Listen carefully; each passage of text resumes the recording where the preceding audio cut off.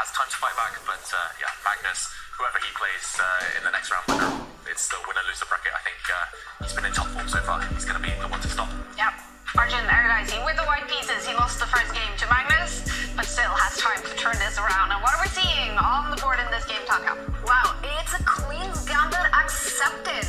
Magnus has decided to pick up that free pawn, and I have to say, losing that first game, definitely a big setback for Arjun. When you're playing against Magnus, it really sets up the tone for the match. So with the white pieces, super crucial that he gets his chances from the opening. Magnus making a bit of a risky choice there with picking up that c4 pawn.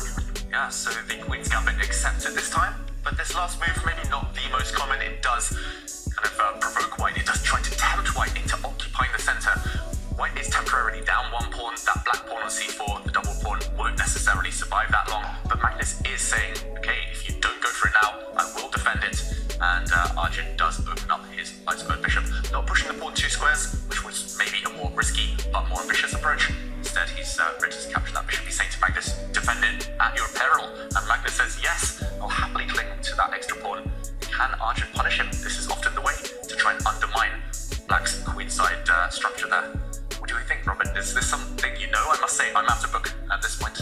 I think it's becoming increasingly popular just because these type of variations, they force a large series of trades that these a4 pawn for the b-piece, even though Arjun should be slightly better.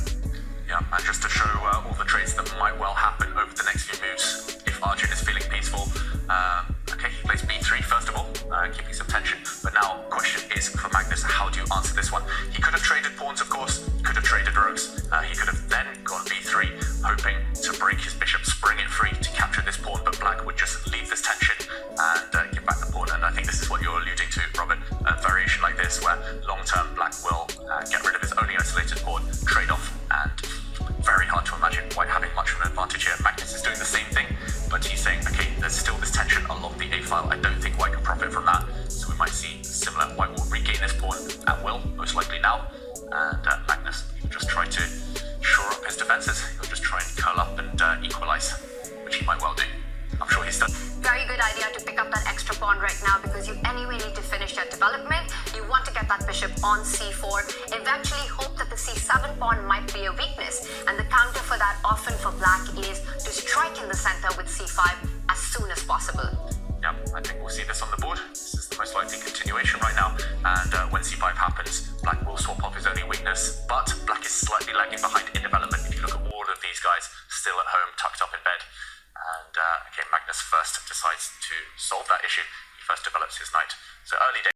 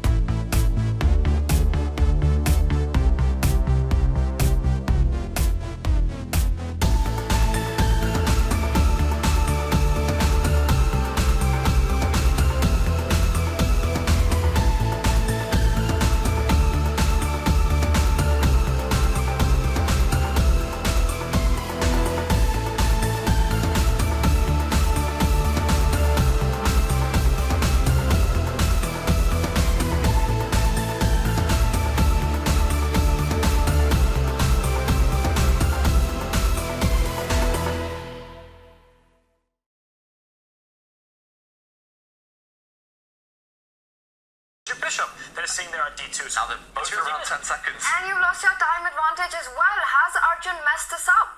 he could lose this. I mean, both sides could lose this. Now it's a bullet scramble. Wow, Magnus dropping down to a few seconds. He moves his queen. So calm. But the worst is definitely over. He has consolidated equal material.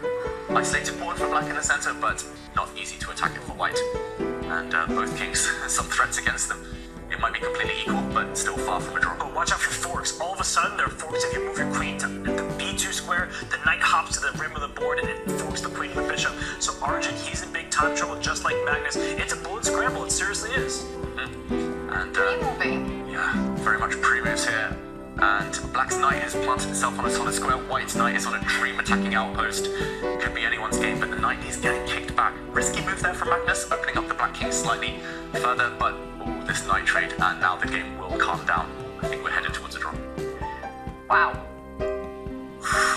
We gotta catch our breath. That was a really tense battle, but a draw is almost inevitable now. It's 4 versus 4 in terms of pawns, no pass pawns, and everything else being equal, the queens also cancel each other out.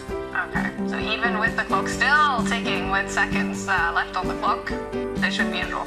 Yeah. Not much left to play for. We see checks on the board, and there's just one weakness that black has, which is the d5 pawn. It can easily be defended by the queen, and I think it's just a matter of time that the players agree for a draw. It doesn't matter how many seconds they have now, and I think we're going to see a repetition right here. Yeah, the yo-yo string. Queen slides the g3 check back to e1 if it was black's move. White might be the first to give these checks, but I think that if Magnus slides his king over to h7, we will see the queen g3, queen e1, back and forth. There's nothing that white can do, but I guess Arjun gets to land the checks and force the draw. And he's definitely the one who's disappointed with this result. This was his big chance, his big game against Magnus. You can see it on his face. He kind of backed the table there almost, and he does look frustrated. The draw is confirmed, and Magnus survives. Wow, that means Magnus Carlsen is still